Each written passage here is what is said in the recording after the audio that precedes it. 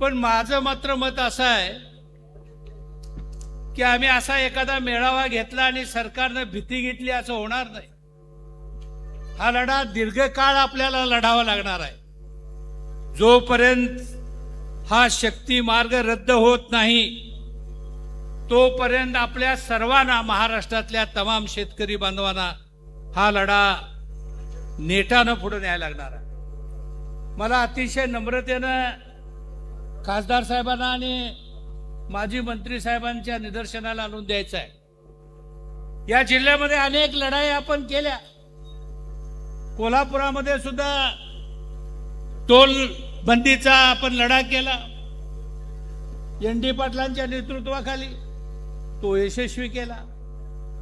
मला वाटतंय गोपाळराव पाटील आता चंदगडचे आहे, चंदगडला सुद्धा 2 विनाशकारी प्रकल्प येणार होते, त्याला विरोध करून ते बंद पाडलं।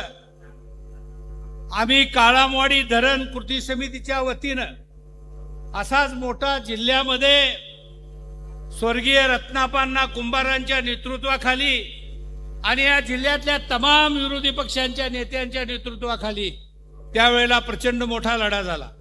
अनेक वर्ष लढा चालू होता। त्या लढाईमध्ये, काळामवाडी धरणाच्या लढाईमध्ये बिद्री सहकारी साखर कारखान्यानं नेतृत्व केलं आणि आम्ही सर्वांनी मिळून गावागावामध्ये काळामवाडी धरणासाठी चळवळी उभा केल्या, जनजागृती केली, जनरल बॉड्यामध्ये ठराव केले, गाव सभांचे गावागावात आपण सभा घेतल्या आणि माणसं उठवण्याचा प्रयत्न केला।